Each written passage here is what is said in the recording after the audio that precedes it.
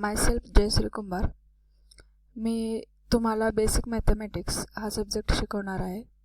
आज आपण पाहणार आहोत बेसिक मॅथमॅटिक्स या सब्जेक्टमधील सेक्शन 1 मधील first chapter logarithm. First we see introduction.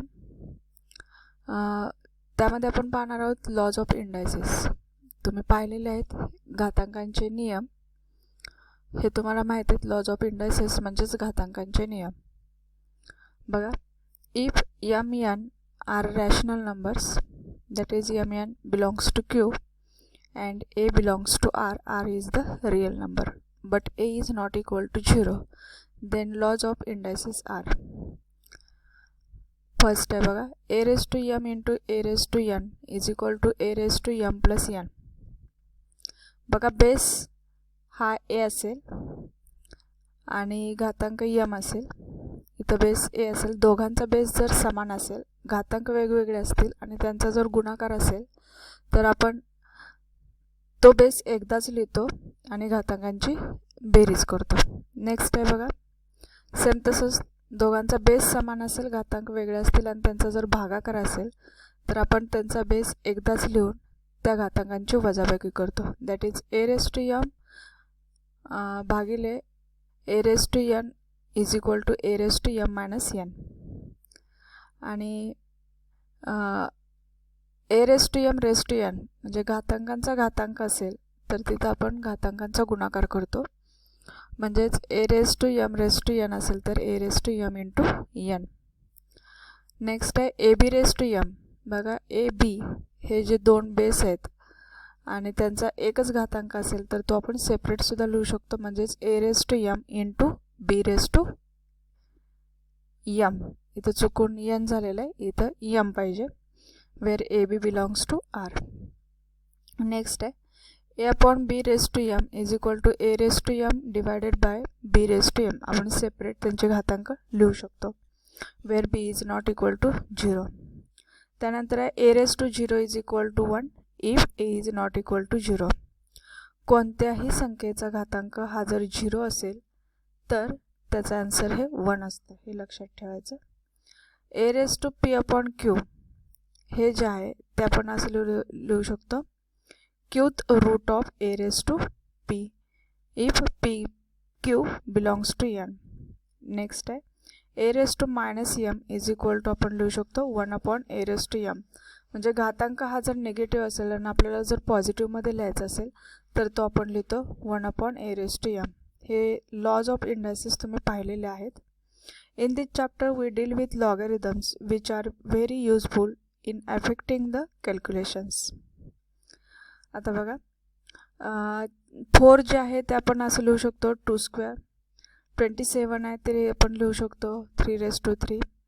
100 आहे तो आपण लिहू शकतो 10 स्क्वेअर. म्हणजे आपण ह्या व्हॅल्यूज आहेत त्या काही घातांकामध्ये लिहू शकतो. याचाच फॉर्म काय येऊ शकतो, a raised to x is equal to m which is called, ह्या फॉर्मला म्हटलं जातं बेस इंडेक्स फॉर्म किंवा एक्सपोनेन्शियल फॉर्म, की जिथं बेस आहे a, इंडेक्स आहे x आणि m ही जी आहे ती आलेली व्हॅल्यू आहे. आता जर तुम्हाला असं दिलं असेल 10 raised to x is equal to 1000 तर यावरून आपल्याला थोडंफार का होईना पण लक्षात येईल की 10चा जर तिसरा घात असेल तर त्याची व्हॅल्यू काय असणार आहे, 1000 असणार आहे. म्हणजेच एक्सची व्हॅल्यू काय असणार आहे, 3. परंतु असं जर विचारलं 10 raised to x is equal to 99 then what x, मग एक्सची व्हॅल्यू काय असेल ही आता आपल्याला याचा आन्सर लगेच आपल्याला देता येत नाही. मग असे आन्सर फाइंड आउट करण्यासाठी काय सांगितलं, here we extend the concept of power.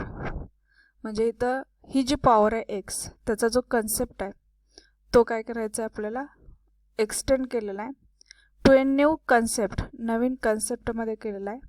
आणि त्या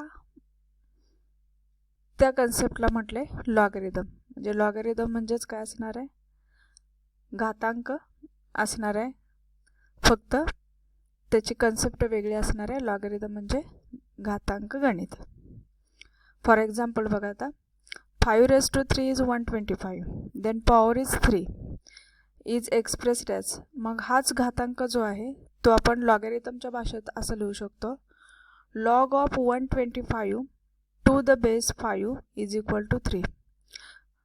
बघा तो जो पॉवर आहे 3 तो एक्सप्रेस केला जाईल लॉग ऑफ जे आलेलं आन्सर आहे ते, आणि इथं जो बेस आहे तोच लॉगच्या जीच्या खाली तिथं बेस म्हणून लिहायचा, to the base 5 is equal to 3.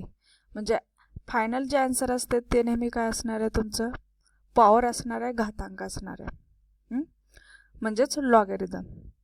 That is if a raised to x is equal to m, then log m, बघा log m, x is equal to काय असणार आहे, log ऑफ आलेली value m to the base जो असेल तो a is equal to x, and it is read as logarithm of m to the base a is equal to x. Thus, logarithm is nothing but just another way to express power. Logarithm म्हणजेच काय असते तर पॉवरच असते, फक्त ती वेगळ्या पद्धतीनं denote केलेली असते, एक्सप्रेस केलेली असते.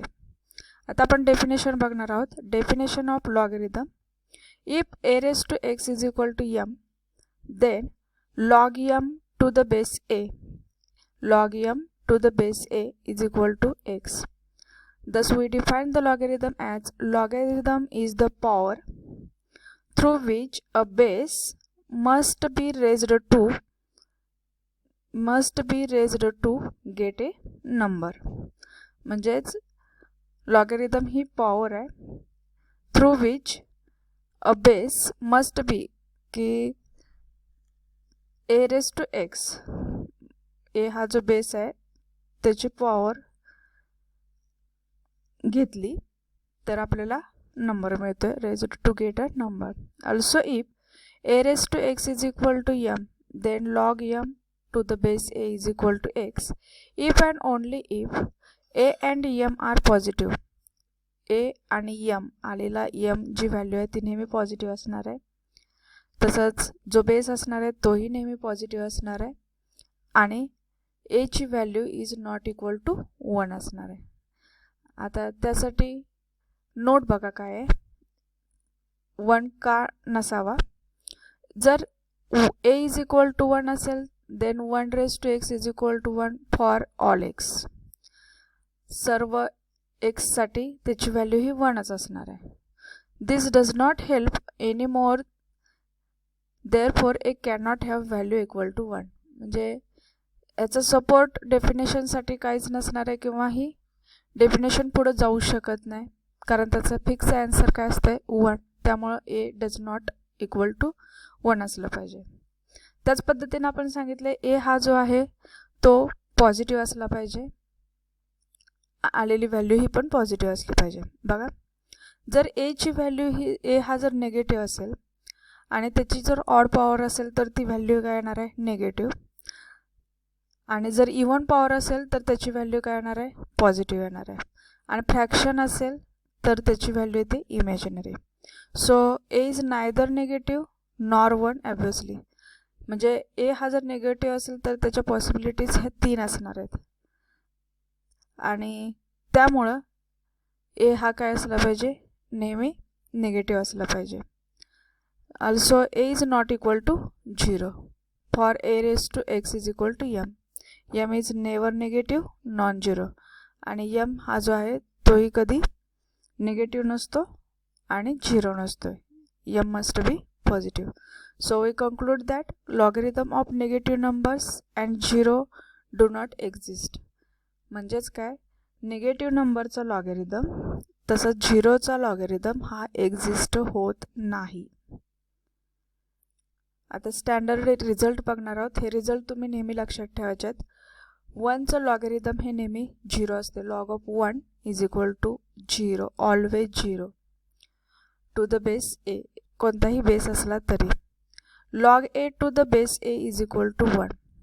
जर तुमची आलेली व्हॅल्यू आणि बेस हा जर सेम असेल तर त्याची नेहमी व्हॅल्यू काय असते, किंवा त्याची पॉवर म्हणजेच काय असणार आहे, 1. बेस आणि व्हॅल्यू ही जर सेम येत असेल तर त्याचा लॉग काय असणार आहे, 1. and third result is a raised to log m to the base a is equal to m.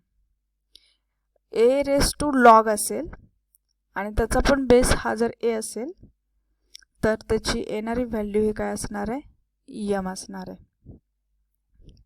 आता आपण एक्झाम्पल्स पाहणार आहोत. Right the following logarithmic form. आता लॉगॅरिथमिक फॉर्ममध्ये बघायचं आहे. 10 क्यूबची व्हॅल्यू काय आहे 1000 आहे. लॉगॅरिथममध्ये आपण काय लिहिणार आहोत तर पॉवर इज इक्वल टू लिहिणार आहे. लॉगॅरिथम म्हणजे आपण व्हॅल्यू काय काढतो पॉवर काढतो. त्यामुळं पॉवर म्हणजेच काय 3 इज इक्वल टू काय येणार आहे लॉग ऑफ आलेली व्हॅल्यू काय आहे 1000 आणि बेस आहे तसंच लिहायचं आहे. टू द बेस काय असणार आहे 10 असणार आहे. So log of 1000 to the base 10 is equal to 3. लक्षात ठेवायचं नेहमी लॉगॅरिथम म्हणजे काय असते पॉवर असते, फक्त डेफिनेशन त्याची काय वेगळी आहे. नेक्स्ट आहे 64 raised to -2/3. आता ह्याची कॅल्क्युलेटर व्हॅल्यू काढली तर ती येते 1/16. इथं फक्त आपल्याला काय करायचं आहे लॉगॅरिथमच्या फॉर्ममध्ये फक्त लिहायचं आहे. एक मार्कला किंवा 2 मार्कला असं एक्झाम्पल विचारलं जाईल. ही व्हॅल्यू 1/16 येते. आता लॉगॅरिथममध्ये लिहायची म्हणजे पॉवर इज इक्वल टू म्हणजेच -2/3 is equal to log of base काय असणार आहे त्याचा 64 आणि कशाची असणार आहे ती व्हॅल्यू 1/16ची. Log of 1/16 to the base 64 is equal to काय असणार आहे -2/3 असणार आहे. नेक्स्ट आहे बघा √5 raised to 8. आता √5 raised to 8 ही व्हॅल्यू येते 625. लॉगॅरिथममध्ये 8 इज इक्वल टू काय येणार log of 625 to the base √5 असणार आहे. नेक्स्ट एक्झाम्पल आहे बघा right the following in index form or exponential form. Exponential फॉर्ममध्ये लिहायचं आहे म्हणजेच a raised to x is equal to m या फॉर्ममध्ये लिहायचं आहे. Log of 3 to 4 to the base 3 to 2. आता कॅल्सीमध्ये ह्याची व्हॅल्यू काढली तर तिथे 4 येत असेल तर आपल्याला a raised to x मध्ये लिहायचं आहे. त्यासाठी बेस काय लिहिणार आहे 3√2 raised to त्याची पॉवर काय लिहिणार 4 इज इक्वल टू काय येणार आहे 3 to 4. So 3√2 raised to 4 is equal to 3 to 4. Next आहे बघा log of 1/243 to the base √3. ही व्हॅल्यू कॅल्सीवर काढली तर किती येणार आहे -10 येते. तेच आपण काय लिहू शकतो बेस आहे तसाच काय लिहिणार √3 raised to पॉवर काय असणार याची -10 is equal to obtained value काय असेल त्याची 1/243 असणार आहे. नेक्स्ट एक्झाम्पल आहे log of 1/9 to the base 3. याची कॅल्क्युलेटर व्हॅल्यू किती येते -2. सो ते बेस इंडेक्स फॉर्ममध्ये किंवा एक्सपोनेन्शियल फॉर्ममध्ये काय लिहिणार आहे बेस 3 पॉवर काय असणार आहे -2 is equal to obtained value काय असणार आहे 1/9. नेक्स्ट लेक्चरला आपण राहिलेले एक्झाम्पल पाहणार आहोत.